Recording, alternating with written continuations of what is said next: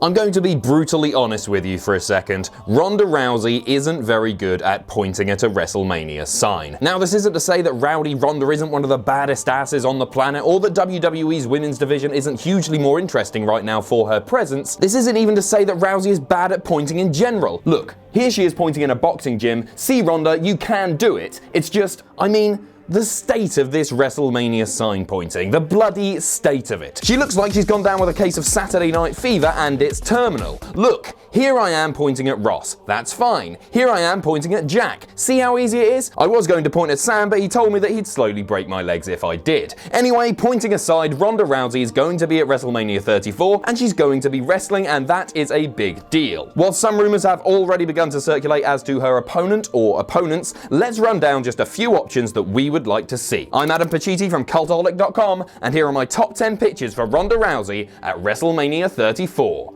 Join us. Number 10, the WrestleMania rematch. Well, this is the easiest option to put together by miles. Basically, if WWE wanted to do Ronda Rousey and The Rock versus Stephanie McMahon and Triple H, the work's already been done. All the dub have to do is point at WrestleMania 31 and say, remember that? In the middle of the show, Trips and Stephanie came out to perform the halftime concert entitled Stephanie McMahon, a musical about greatness and chins. Deeply riled that someone else was having a WrestleMania where they didn't have a match somehow all about them, The Rock stomped out and said catchphrases. Over the course of the promo, The Rock wandered past ringside, where Ronda Rousey just so happened to be standing with her fellow MMA hard bastards. Rousey hopped the barricade and was immediately tackled to the ground by security, escorted from the building, and given a lifetime ban from attending WWE live events. Not really. She entered the ring, hip-tossed Triple H, and locked Stephanie in an arm hold? An arm bar? I don't know MMA. Point is, since that moment, rumors of Rousey joining WWE have never stopped, and they've always been viewed as an extension of this moment. Rousey and Steph seem destined to collide. It just remains to ask, will that be with The Rock or... Number 9, an Olympic partner. Right now, the expected Rousey match at WrestleMania 34 is this: Stephanie McMahon and Triple H versus Ronda Rousey and Kurt Angle. While the Rock and Ronda connection might have had a bit more storyline connectivity and star power, Ronda and Kurt make sense both narratively and practically. At the moment, it's somewhat unlikely that Rousey will have had quite enough in-ring training to wrestle a full Mania quality match by her own, but we could be absolutely wrong about that. Likewise, Kurt Angle's neck is full of dreadful gremlins, and tag matches are certainly the best way to protect him right now. From a simple what match can we actually cobble together in 2 months perspective, this definitely seems to be the safest option. The most exciting? Perhaps not, especially with Kurt having recently wrestled twice, but storytelling wise it makes sense. Rousey and Stephanie are going to lay hands at some point, it's written in the stars, and Triple H laid Kurt out at Survivor Series, so there's already grounds for conflict in place. Number 8, Crazy David versus Doomed Goliath. Let's assume that Ronda Rousey's years of MMA make her take to WWE like a duck to water. It's not inconceivable Kurt Angle's transition from amateur wrestling to professional wrestler was apparently seamless. If Ronda is already capable of holding her own in a 10-minute match, what kind of singles match would we want to see? First on the list, Ronda Rousey versus Nia Jax. Technique versus power is always a fun story to tell. Watching a smaller wrestler chop down their much larger opponent using tactics and just awful kicks to the head made for excellent matches when Bayley took on Jax at TakeOver London and when Asuka did the same most recently on Raw. Nia has a way of bringing out the best pluck and murderous gumption from smaller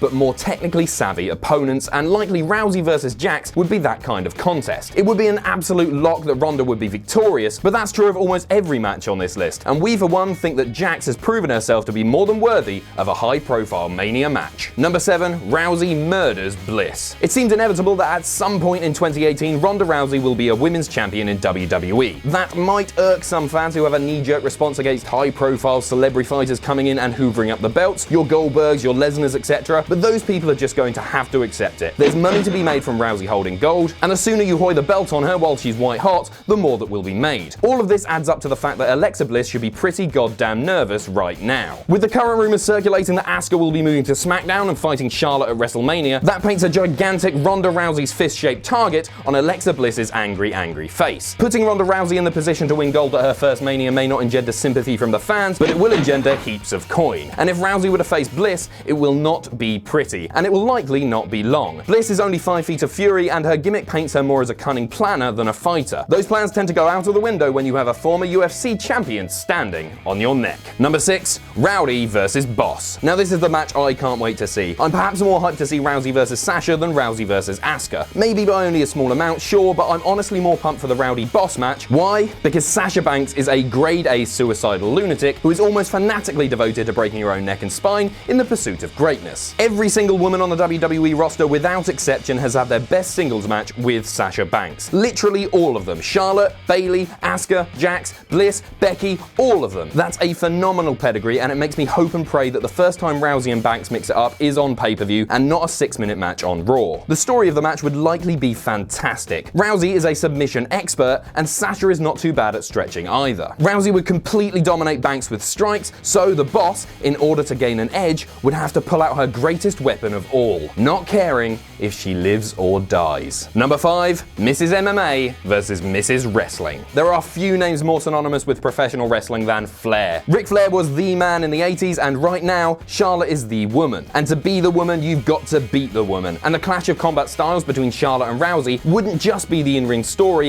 it has the potential to be a fantastic wider narrative. The Queen of Wrestling versus the Queen of MMA. Both women who oversaw, instigated, and became the immediate poster girls of gender revolutions within their industries. Not only would it be a clash of pioneers, but it would also be a clash of MMA versus professional wrestling itself. Sure, MMA versus wrestling has been a story that WWE's told before with the likes of Dan Severn, Ken Shamrock, and Brock Lesnar, but not until Charlotte and Rousey would you have a match between the two supreme parallel examples of wrestling and MMA. Imagine a heel Rousey taking to the ring to denigrate pro wrestling and how weak it is compared to MMA, and then out comes Charlotte goddamn Flair. Shivers. Number 4, the Dream Match. As much as Flair versus Rousey might be the most narratively satisfying match, it would be stupid of us to deny that right now there is one fight for Ronda that truly deserves the term Dream Match. And that is Ronda Rousey versus Asuka. Do we really need to say why? They batter the living piss out of each other. It seems that WWE is aware of this and is hurriedly moving Asuka away from Raw in order to delay the inevitable conflict until at least SummerSlam or perhaps WrestleMania 35. They seem to know that Rousey versus Asuka is the money match in women's wrestling right now, and they're not going to cash in just yet. Perhaps waiting until Rousey is more seasoned, perhaps wanting Asuka's streak to grow even bigger before she's toppled. It's going to be monumental when it happens, but it's likely not going to be at WrestleMania 34. Is it still possible? Sure. Maybe WWE will change their mind and decide to strike while the iron's hot, but probably not. Number 3,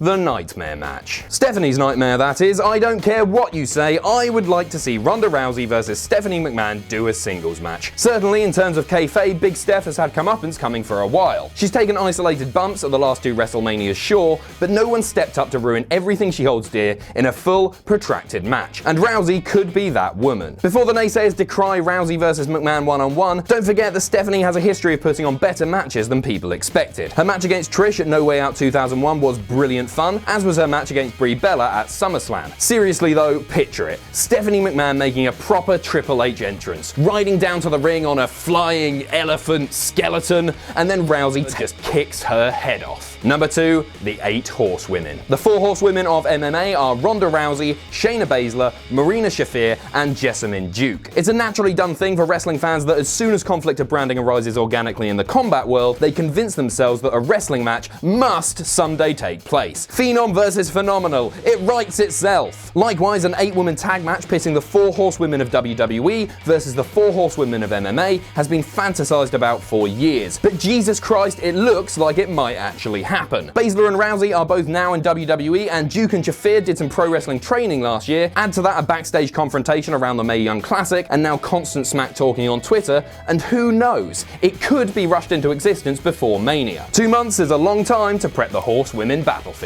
And number 1, Ronda Rousey, a Paul Heyman gal. Ladies and gentlemen, his name is Paul Heyman, and he should be the advocate of Rowdy Ronda Rousey. Regardless of who she faces at WrestleMania, this needs to happen. After Pointgate, doubts exist over Rousey's ability to cut a promo worthy of her hype. Solution: remove that risk. Put her with the greatest advocate in wrestling history and let him do all the talking for her. It might not be the match you were expecting at number 1, but it is a match made in heaven. Rousey basically is the female Brock Lesnar, or at least she should be, and if WWE don't make Rousey a Paul Heyman gal, then something has gone terribly wrong for Ronda on the road to WrestleMania. So that's our list. Let us know what you think in the comments below, and you can follow me on Twitter here. If you enjoy what we do here at Cultaholic, you can pledge to us on Patreon at patreon.com/cultaholic. But most importantly, don't forget to hit subscribe and join us.